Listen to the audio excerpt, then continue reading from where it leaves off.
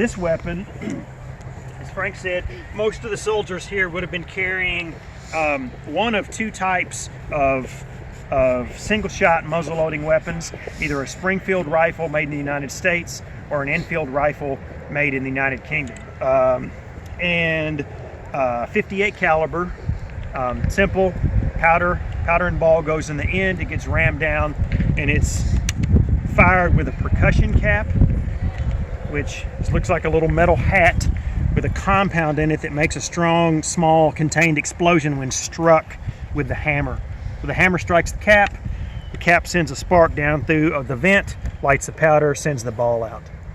But a good soldier theoretically could fire this 2 to 3 times a minute, but if the barrel gets fouled, the barrel gets hot, they're getting shot at, that rate of fire goes down dramatically under real circumstances. And so that's where more modern multi-shot weapons come into play. And so 99% of the soldiers up until the late 1860s and early 1870s, like I said, the trapdoor was introduced officially in 1872.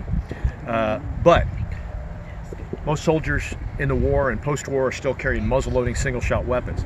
But that's not because the technology wasn't available. In fact, this is a weapon that was developed in 1860, before the Civil War, and it's called a Spencer. And this is developed by a guy named Christopher Spencer, and it is a 7-shot repeater, metallic cartridge, rim-fire. So it's 56 caliber, 7 rounds go down into the stock,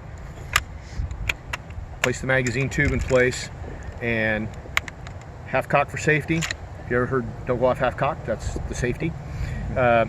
Lever action, loads the cartridge, fire it, and so it is a 7-shot repeater. The Army did not buy this. The Army Ordnance, a guy named Ripley, said that repeating weapons, his quote is, "Repeating weapons waste ammunition and encourage poor marksmanship." So he refused to buy repeating weapons.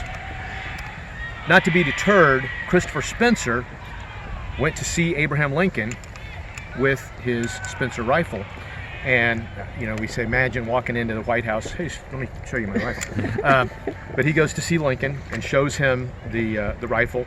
And Lincoln, being a good old country boy from Kentucky and Illinois, and he's from Kentucky, I'm from Illinois, so we're like, and he's like, "Hey, you bring any ammunition? Let's go shoot this." And Spencer's like, "Well, no, I didn't bring ammunition into the White House."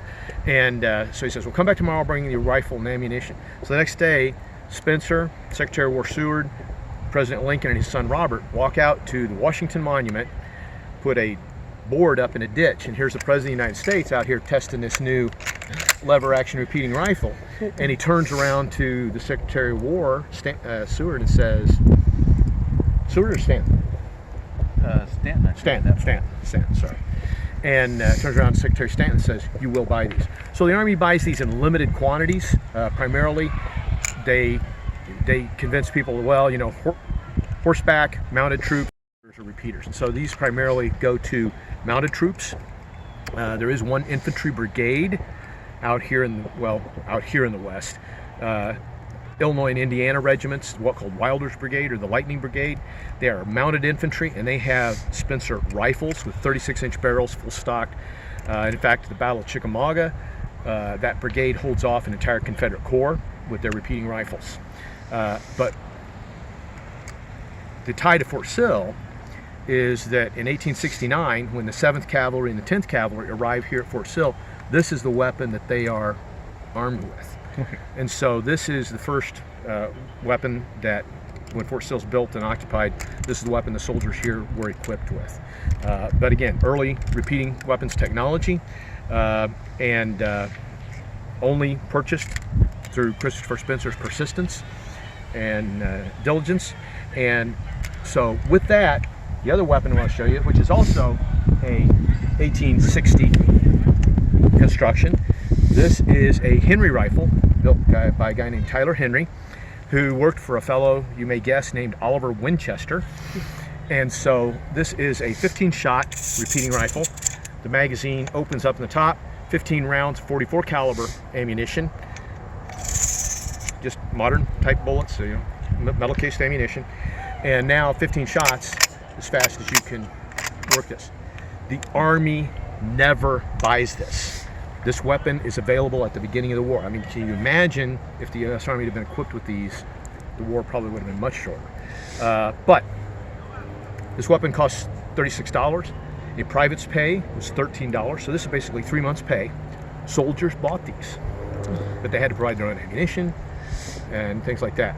But there are a couple of regiments that were equipped with these, not by the Army, but within the regiment or by the soldiers themselves. The 66th Illinois and the 7th Illinois.